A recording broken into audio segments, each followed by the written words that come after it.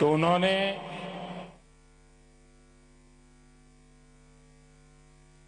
एक comprehensive integrated approach के साथ भारत के भविष्य को बदलने का एक खाका खींचा है और जिस बारीकी से सारी योजना की रचना की है, मुझे विश्वास है कि करोड़ों देशवासी जिन सपनों को संजो रहे हैं, वे सपने साकार होके रहेंगे।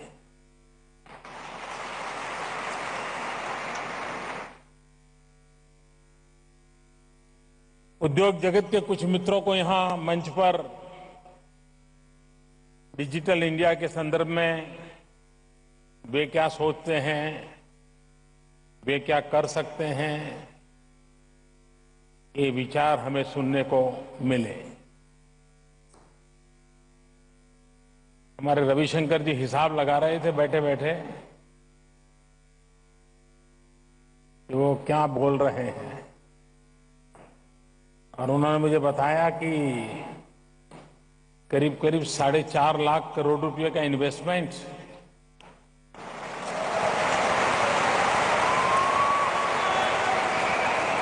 और करीब करीब 18 लाख लोगों को रोजगार।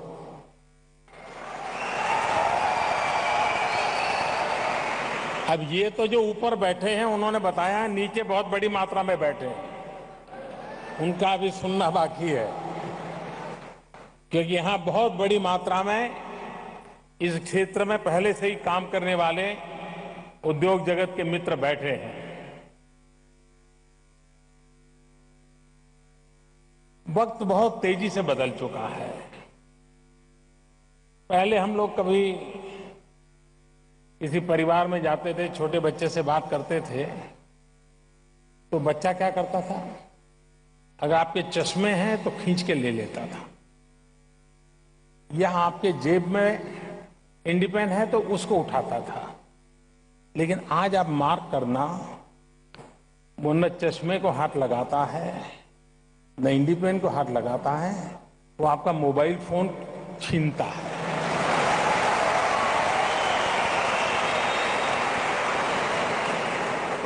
और मोबाइल फोन हाथ में आते ही ठीक से पकड़ता है, आप मार्क करना, और अपना शुरू कर देता है, और अगर जैसा चाहे वैसा ऑपरेशन नहीं होता है तो रोने लग जाता है। यानी वो बाकी कुछ समझे या न समझे, डिजिटल ताकत को समझता है।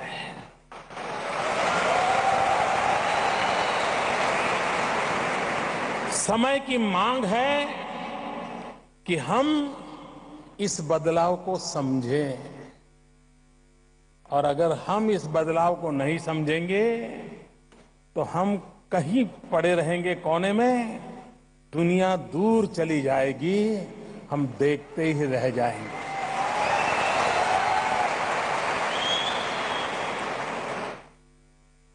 एक समय था कि सदियों पहले लोग बसते थे नदी के तट पर, गांव बसते थे, शहर बसते थे नदी के तट पर या समंदर के किनारे पर। वक्त बदल गया, बाद में जहां जहां से हाईवेज गुजरते थे, शहर वहां बसना शुरू किए। लेकिन अब मानव जाति वहीं पर बसेगी जहां से ऑप्टिकल फाइबर गुजरता होगा।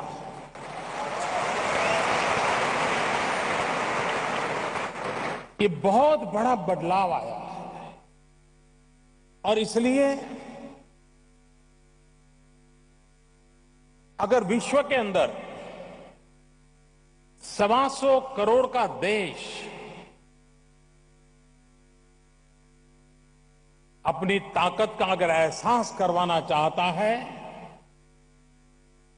तो हम हजारों साल पुरानी महान संस्कृति है, हम 125 करोड़ देशवासी हैं। हम 65% 35 साल से कम उम्र के हैं।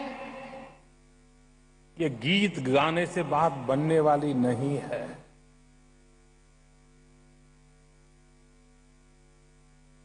ये जो भी विरासत है, जो सामर्थ्य है, उसके साथ आधुनिक विज्ञान को, आधुनिक टेक्नोलॉजी को जोड़ना अनिवार्य है। अगर डेमोग्राफिक डिविडेंड, इसको अगर डिजिटल स्ट्रेंथ नहीं मिलेगी तो ये डेमोग्राफिक डिविडेंड हम ग्लोबल लेवल पर जितनी मात्रा में फायदा उठाना चाहिए नहीं उठा पाएंगे। और इसलिए देश को तैयार करने की आवश्यकता है। आज हमारे देश में करीब करीब 25 करोड़ 30 करोड़ के बीच इंटरनेट यूजर्स हैं। यूजर की संख्या में तो दुनिया में संख्या बहुत बड़ी है, लेकिन जो इससे वंचित है वो संख्या भी दुनिया के हिसाब से बहुत बड़ी है। अब जिनकी अपनी पहुंच थी, जितनी अपनी ताकत थी, जो खुद कर सकता था, जिसको जरूरत थी, उन्होंने तो अपना कर लिया। लेकिन जो खुद नहीं कर सकता है, क्या उसको उसके नसीब पर छोड़ देना चाहिए क्या? देश का एक तबका वो तो डिजिटल वर्ल्ड के साथ बहुत तेज गति से आगे बढ़ता हो और देश का बहुत बड़ा तबका उससे वंचित रह जाए, तो जो अमीर और गरीब की खाई के कारण समस्याएं पैदा होती हैं, शहर और गांव में सुविधा के कारण जो खाई पैदा होती है, उससे भी भयंकर स्थिति डिजिटल डिवाइड के कारण पैदा हो सकती है। और इसलिए ये हमारा दायित्व बनता है, हमारी जिम्मेवारी बनती है कि हम इस आधुनिक विज्ञान, जो कि मानव की आवश्यकताओं की पूर्ति का एक बहुत बड़ा कैटलिटिक एजेंट बना हुआ है, उससे गरीब भी वंचित नहीं रहना चाहिए। और ये सुविधा जब तक हम गांव गरीब किसान तक नहीं पहुंचाएंगे, तो ये विकास की जो बातें हैं, न वो उसका लाभ उठा पाएगा, न हम उसको सेवा दे पाएंगे। और इसलिए इस चुनौती को हमने स्वीकार किया है कि आने वाले वर्षों में दूर सुदूर गांव में भी गरीब से गरीब व्यक्ति को भी इस प्लेटफॉर्म को उपलब्ध कराना चाहिए, जिस प्लेटफॉर्म से वो अपनी आवश्यकताओं की पूर्ति का माध्यम आवश्यकता के अनुसार उपयोग करता रहे। दुनिया जिस प्रकार से बदल रही है, आपने देखा होगा, आपको घर में मान लीजिए कभी तय करें, चलो भाई किसी रेस्टोरेंट में अच्छा आज खाना खाने जाना है, और परिवार के 4 लोग बैठ करके चर्चा करते हैं कहां जाएंगे। और अब अगर आपका 15-16 साल का बच्चा है, वो सुनता है, तो वो क्या करता है, तुरंत गूगल गुरु के पास जाता है और गूगल गुरु को पूछता है कि नजदीक में अच्छे से अच्छी रेस्टोरेंट कौन सी है, अच्छे से अच्छा मेनू कौन सा है, और वो टेबल भी वहां बैठे बैठे बुक करा देता है। ये इतना बड़ा बदलाव है। उस बदलाव को समझते हुए हमने भी अपनी व्यवस्थाओं को विकसित करना चाहिए। मिनिमम गवर्नमेंट मैक्सिमम गवर्नेंस, इस सपने को साकार करने में टेक्नोलॉजी बहुत बड़ा रोल प्ले करती है। ई गवर्नेंस सामान्य मानवी की जो शासकीय सेवाओं के जो उसका हक है उसको प्राप्त करने के लिए उत्तम से उत्तम मार्ग है। और ई गवर्नेंस बहुत ही तेजी से एम गवर्नेंस में बदलने वाला है। M does not mean Modi governance, mobile governance. और इसलिए सारा कारोबार, सारी आवश्यकताएं, व्यवस्थाएं मोबाइल फोन के इर्द गिर्द, पूरी सरकार आपके मोबाइल फोन में मौजूद होने वाली है। वो दिन दूर नहीं है, लेकिन इसके लिए हमें अपने आप को सज्ज करना होगा, व्यवस्थाएं विकसित करनी होगी। E governance is a easy governance, it's economical governance. आर्थिक रूप से अनुकूल ये गवर्नेंस है, और उसको हम जितना बल दें, हमें उसको बल देना है। उसी प्रकार से हमारे सामने समस्या रहती है सरकार में, एक ही काम के लिए इतनी मल्टीपल एक्टिविटी करनी पड़ती है, इतना समय बर्बाद होता है। आधुनिक विज्ञान के माध्यम से कन्वर्जेंस बहुत सरल होता है, और जैसा अभी आपको प्रेजेंटेशन में बताया कि आज सरकार में 10 जगह पे 10 काम है तो सारे सर्टिफिकेट 10 जगह पे देने पड़ते हैं। अब वो सारी मुसीबत चली जाएगी, जब व्यवस्थाएं खड़ी हो जाएगी तो आपके एक डिजिटल नंबर से उसको सारी चीजें उपलब्ध हो जाएगी और कारोबार आगे चलता चला जाएगा। आने वाले दिनों में आज हम चर्चा करते हैं कि बच्चों को इतना बोझ उठा करके स्कूल जाना पड़ता है, उनके बक्से में उसके वजन से ज्यादा किताबों का वजन होता है। इन बालकों की समस्या का समाधान भी ये डिजिटल इंडिया में है।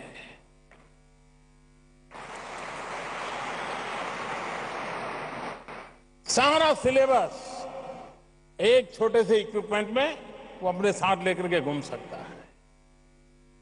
और इसलिए कुछ लोग, ऐसी जब बात होती है तो उनको लगता है ये कोई बड़ा एलिट क्लास के लिए काम है, ये बड़े लोगों के लिए काम है। हकीकत नहीं है। जब सैटेलाइट छोड़े जाते थे आज से कुछ वर्षों पहले, तो कुछ लोग डिबेट करते थे, ये भारत जैसा गरीब देश, ये सैटेलाइट किसके लिए छोड़े जा रहे हैं, क्या उपयोग है। लेकिन आज वही सैटेलाइट वेदर फोरकास्ट अगर सही ढंग से करता है तो सीधा सीधा फायदा गरीब किसान को होता है। जब खर्चा करते हैं तो आलोचना होती है, लेकिन वही बाद में सामान्य मानवीय की आवश्यकताओं की पूर्ति करता है। ये सारी योजनाओं जो आपने देखी, अब देखिए आज तो बैंक में जाना वगैरह सब है, लेकिन वो दिन अब दूर नहीं है कि बैंक पेपरलेस होने वाला है, बैंक प्रीमाइसिस लेस होने वाला है। पूरा बैंकिंग कारोबार आपके मोबाइल फोन से चलने वाला है। ये जो बदलाव आ रहा है, क्या उस बदलाव के लिए हम अपने आप को सज्ज करना चाहिए कि नहीं करना चाहिए। इन्हें वे हम देखें तो जब हम 19वीं शताब्दी में से, तब से इन कामों को तेज गति से आगे बढ़ाने की आवश्यकता थी। जब दुनिया ने इंडस्ट्रियल रिवॉल्यूशन देखा, हम पिछड़ गए। क्यों? कि हम गुलाम थे। औद्योगिक क्रांति का हमें लाभ नहीं मिला। लेकिन आज जब आईटी रिवॉल्यूशन आया है, हम आजाद हैं, हम यूथफुल नेशन है और हमारे पास टैलेंट है। जहां तक आईटी की बात होगी, दुनिया हिंदुस्तान का लोहा मानती है। हमें यह मौका गंवाना नहीं है। गुलामी के कालखंड में हमने जो मौका गंवाया, ये मौका हमने आईटी रिवॉल्यूशन में गंवाना नहीं है। उसके सामने कुछ और चीजों पर भी बल देखने की आवश्यकता है। भारत पेट्रोलियम इंपोर्ट ये हमारी मजबूरी है। ऊर्जा की आवश्यकता है, जरूरत पड़ती है, हमारे पास सोर्स कम है, लाना पड़ रहा है। लेकिन ये बात गले नहीं उतरती है कि हिंदुस्तान का second highest import electronic goods हैं। क्या ये देश जहां पर इतने आईटी प्रोफेशनल्स हो, जहां इतनी बड़ी मात्रा में उद्योगकार हो और कोई बहुत बड़ी ऐसी टेक्नोलॉजी भी नहीं है, क्या हम हमारे देश में इलेक्ट्रॉनिक गुड इतनी बड़ी मात्रा में न बना पाए कि जो क्वालिटेटिवली ग्लोबली कॉम्पिटिटिव हो और भारत का बना हुआ हो, ताकि भारत को कभी बाहर से इंपोर्ट न करना पड़े। ये डिजिटल इंडिया के माध्यम से हम इलेक्ट्रॉनिक गुड्स को हिंदुस्तान में मैन्युफैक्चरिंग करने की दिशा में आगे बढ़ना चाहते हैं। हम देश के उद्योग जगत को निमंत्रित करना चाहते हैं। मैं नौजवानों को भी स्टार्टअप के लिए जो मदद चाहिए सरकार देने के लिए तैयार है। और आज दुनिया में स्टार्टअप की दिशा में हिंदुस्तान के नौजवानों की संख्या बहुत बड़ी मात्रा में है और आने वाले दिनों में शायद अमेरिका के बाद हम नंबर 2 पर आ जाएंगे स्टार्टअप के लिए। लेकिन इसे और बढ़ाना है। मैं देश के नौजवानों को भी चुनौती देता हूं। अगर आईटी प्रोफेशनल्स हमारे दुनिया की आईटी कंपनियों में ढेर सारी मात्रा में भारतीय मूल के लोग नजर आते हैं, लेकिन क्या कारण है कि गूगल का इनोवेशन हमारे यहां नहीं होता है? क्या कारण है कि इनोवेशन बाहर होते हैं? डिजिटल इंडिया के माध्यम से हम देश के नौजवानों को इनोवेशंस के लिए आह्वान कर रहे हैं। आप आइए, इस चुनौती को स्वीकार करिए। और भारत जैसे देश को सबसे पहली आवश्यकता है, जैसे मेक इन इंडिया का महत्व है, वैसे ही डिजाइन इन इंडिया भी उतना ही महत्वपूर्ण है।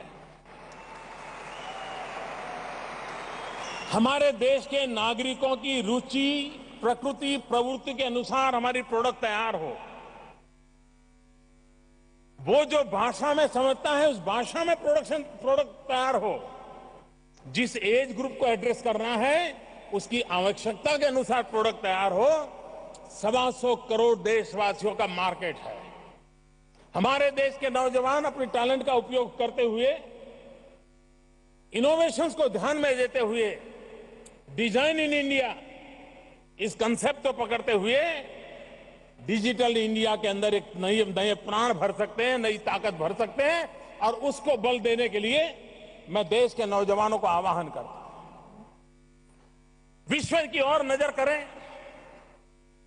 मैं मानता हूं कि भारत ने एक बहुत बड़ी जिम्मेवारी अदा करने का समय आ गया है।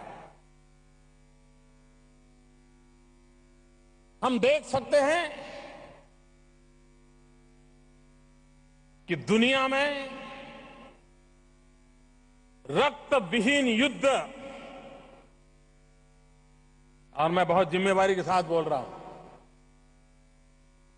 रक्त विहीन युद्ध के बादल मंडरा रहे हैं। इस रक्त विहीन युद्ध से जब बादल मंडरा रहे तो सुख चैन की जिंदगी मानव जी सके, क्या भारत इसका नेतृत्व कर सकता है कि नहीं कर सकता है? क्या विश्व को सुख चैन की जिंदगी जीने के लिए, रक्तहीन युद्ध से सुरक्षा देने के लिए क्या भारत की टैलेंट काम आ सकती है कि नहीं आ सकती है? मैं जो रक्तहीन युद्ध की बात करता हूं वो मुद्दा है साइबर सिक्योरिटी का। दुनिया के हर देश को चिंता है कि हम इतना सारा कर रहे हैं, अगर साइबर वॉरफेयर हो गया और ये किसी ने एक क्लिक दबा करके रोक दिया तो हमारा तो देश ठप हो जाएगा, सारी स्थितियां बर्बाद हो जाएगी।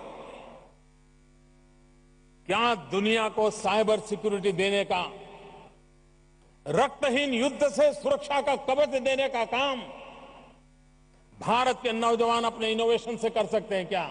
और दुनिया को विश्वास हो जाए कि साइबर सिक्योरिटी का जहां तक मसला है, हिंदुस्तान का प्रोडक्ट होगा तो हम सुरक्षित हैं, ये विश्वास हम पैदा क्यों न करें?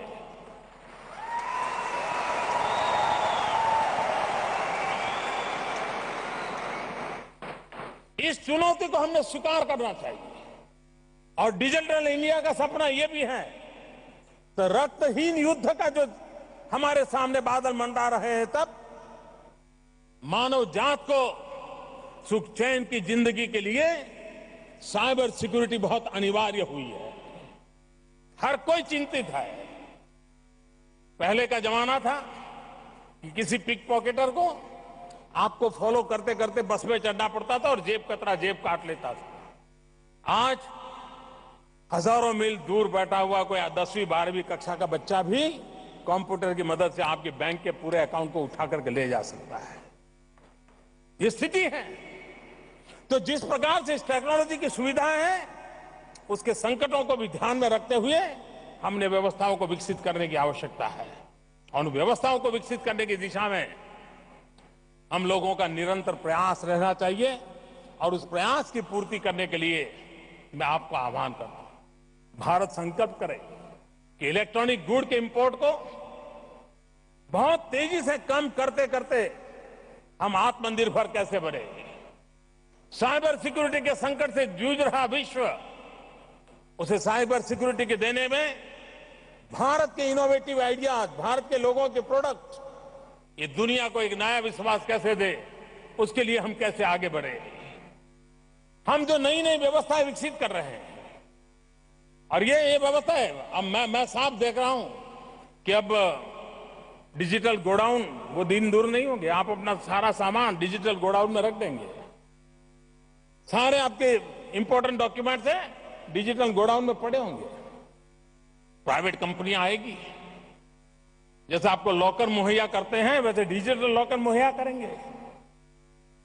और इस बदली हुई व्यवस्था को हम कितनी तेजी से आगे बढ़ा सकते हैं, उस पर हम बल देना चाहते हैं।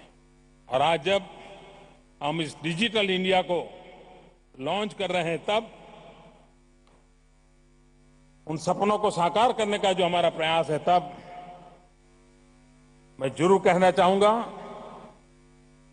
आई dream of a digital India where high speed digital highways unite the nation.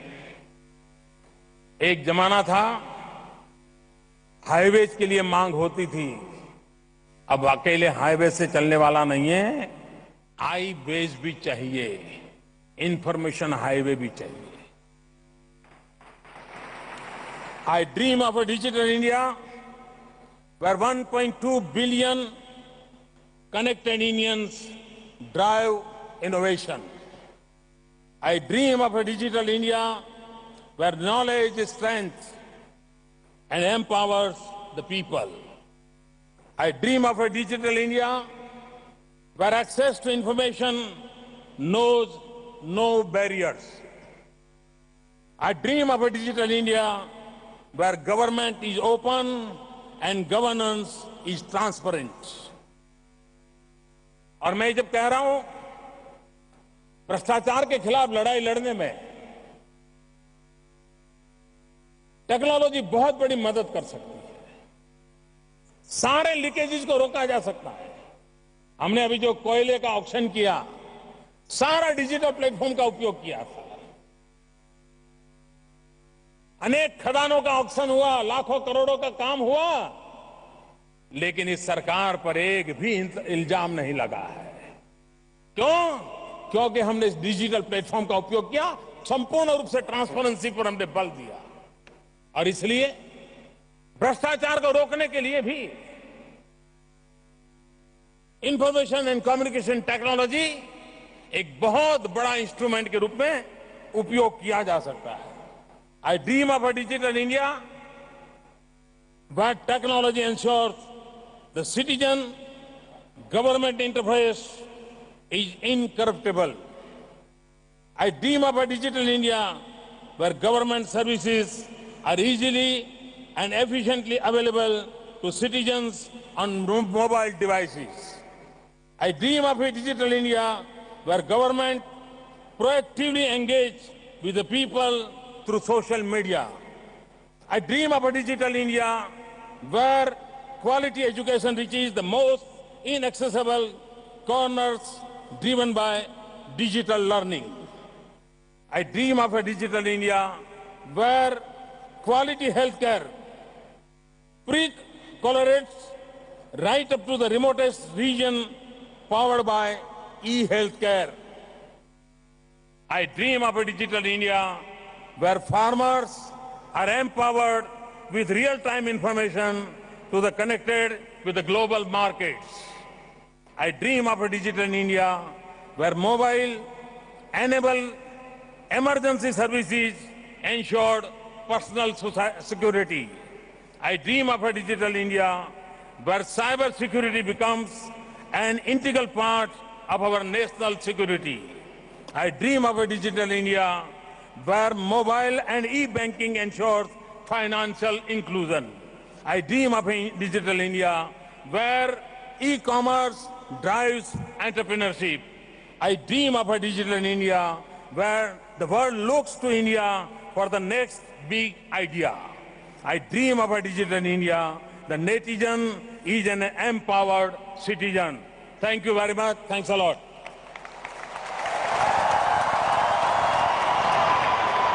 कोटिशः धन्यवाद माननीय प्रधानमंत्री जी। जब जब आप विकास की कोई पहल करते हैं तो सारा भारत साथ हो जाता है।